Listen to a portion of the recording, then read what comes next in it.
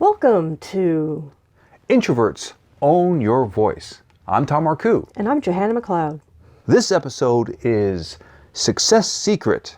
Avoid learning the wrong lesson. This is about really harvesting wisdom from the situations you go through in life. I have been rather sad when I've seen people grab the wrong lesson. I've heard people do something entrepreneurial and it fails and they go, oh, then the lesson is I'm unlucky. That's the wrong lesson. No, maybe it's like average, that many people who ultimately succeed on a big scale have had to learn their lessons along the way. If some entrepreneurial thing doesn't work the first time, then you're learning what are the warning signs, what are the red flags. What about yourself needs to grow and become stronger so that you can do better. Another thing that I connect to this idea of avoid learning the wrong lesson is avoid the wrong song. And what I mean by that is that sometimes I watch a few episodes of a show called The Voice. And in that show, you have some fantastic singers, amazing voice. And in this TV show, some people pick the wrong song. Let's say they have a fantastic voice, one that can go to a great high-level range. But they pick a song that's really fast-paced so that the notes are really choppy. Staccato is the word. And therefore, they're not able to express and hold that amazing, impressive long note, which gets them to move further and further along towards the highest levels of achievement on that show, The Voice. They do a song because it means a lot to them. They feel the song, but it's still the wrong song. We're in competition. You have to show yourself at your best related to the criteria of the situation you're in. Now, Joanna, I'm wondering, what's a situation where you feel that you might have picked up the wrong lesson? Do ex-husbands count? Well, it's only the wrong lesson if you gave up on ever having a romantic partner. If you said, okay, I tried that, done. I am going to be single for the rest of my life. That would be probably the wrong lesson. Well, it was tempting, but no, I kept going. Okay, and that's the important thing. What would you learn from going through a terrible relationship that you had to end? What did you get?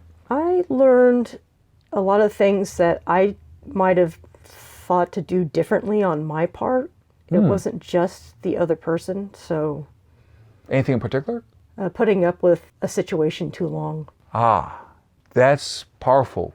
Long ago, for a brief time before he passed away, Richard Carlson taught me some things. So I had a mentor before he passed away. Richard Carlson was the guy who wrote Don't Sweat the Small Stuff. Among the many things he taught me was that people tend to tolerate stuff too long. Yes.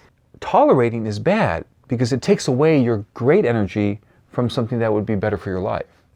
So if you tolerate bad things or things that drain your energy, many of us may realize that we need to reduce our exposure to certain toxic people in our lives. So the lesson is not, I will never talk to that person. I will never attend a family reunion. That's the wrong lesson. The correct lesson is I will develop certain ways of getting out of certain conversations faster. That's a lesson in better communication skills than avoiding. See, one of the ideas that I'm working on in my current book that I'm writing about introverts and getting clients. In this book, I'm talking about one of the errors one can make is all or none. Like say that, oh, I'm not very comfortable at networking events, so I'll just skip them all. Instead, no, save your energy, develop your skills so that you attend the best ones. That's the right lesson to learn. Which networking events are best suited for you? You develop a list of criteria. You identify, are these people in the appropriate industry? Do I have the opportunity to actually interact with these people in a comfortable way? Does this networking event show up at the same time as some huge, for example, if you're working for someone else, some huge deadline where I'll be a wreck by the end of the day, and so when I go to the networking event, I won't make a good impression because I'm already a wreck. That's a good point. If you have your own company, like I have my own company, I choose when to set the meetings. So I won't set up an important meeting in the afternoon before I have to go do some networking at night at some event. I will reserve my with people time for the most important thing. Coming back to your question, how do you choose the best networking events? It's on those criteria. Is this an opportunity that's kind of exclusive for me to meet somebody who is top of my industry?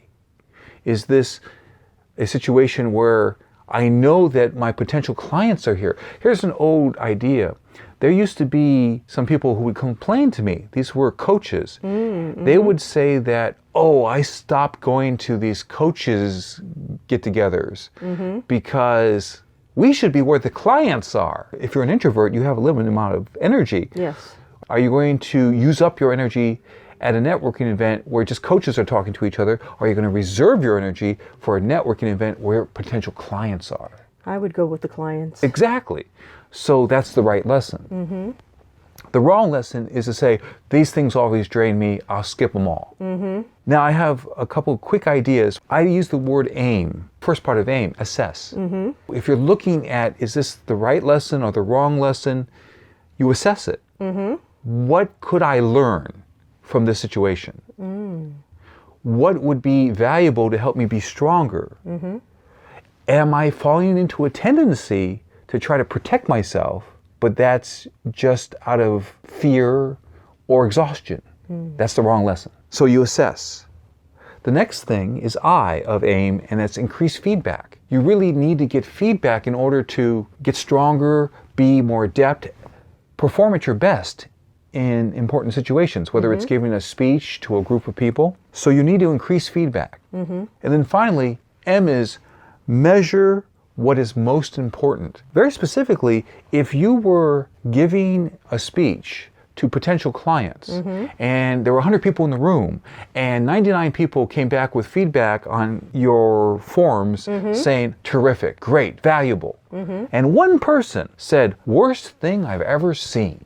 The question is, what would be the human thing to do? Concentrate on the worst speech I've ever seen. It's so human to do that. But that's not the measurement of what is most important. What's most important is that you did reach most of the people in the room. Now, I have this thing I call 30-30-30 shield, which is based on a quote from Gabrielle Reese, where she said, 30% will love you, 30% will hate you, 30% couldn't care less. And I'm often asked, what about the other 10%? I come back with, oh, those are the stalkers. Okay, that's just humor. The point that we're sharing here is look at every experience as an opportunity to assess what is the right lesson to learn from this and what is the wrong lesson to learn from this. What is the lesson that empowers you? What is the lesson that it comes out of fatigue or perception that is off because of something that bothered you? That kind of perception and that kind of assessment of something may be leading you down the blind alley, the wrong lesson. Tom, how can you tell if you're learning the wrong lesson? Check in with yourself. How do you feel?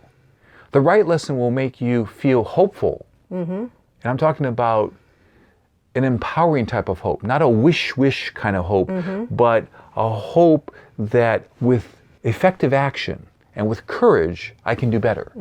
With strategy and coaching, I can do better. And that's the kind of lesson we're looking for. Basically, these are lessons that a coach would bring to your attention.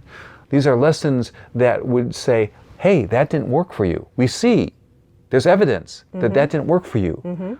What could you adjust or change or improve to make outcomes better for you? That's the right lesson. So, as we come to a close, I'm curious, Johanna, what are you going to keep from our conversation? Being able to check in with myself to know which networking event I should go to and which I should not. Terrific. Yes, that was that assess part. So quick summary. Assess, increase feedback, measure what is most important. We've been talking about measure what's most important. It's time for a Marcoux moment. This is when I share an excerpt from one of my 47 books. This book is Time Management Secrets the Rich Won't Tell You. So the first question is, why won't the rich share these important details? On page 9, I mentioned that here are some of the reasons. They don't want to appear weak. They use strategy and keep secrets. They do not know because they are like a natural athlete who does not analyze and communicate like a top coach. The details do not fit the myth of the Self-Made Millionaire. Now I'm going to jump forward to another section, which is called Shed Inappropriate Loads. Here's a quote from Jim Rohn. You can help 1,000, but you can't carry 3 on your back. And so I go on to say, I've learned that facing reality is helpful. Carrying 3 people on your back will drain both your energy and happiness from your life. We can serve family members and we can still be kind to people, but there's a big difference in whether we carry the person on our back all day long. And that completes the excerpt from the book, Time Management Secrets The Rich Won't Tell You. So thank you, Johanna. Thank you, Tom. For articles and videos, go to getthebigyes.com. Also, visit yourbodysoulandprosperity.com. We're glad that you heard this broadcast, and we invite you to Click to subscribe. and then you'll be supporting me and Johanna and our message. And so now remember, Introverts can show their best self with strategy. I'm Johanna McLeod. I'm Tom Marcoux. Thank you. Be well. Bye.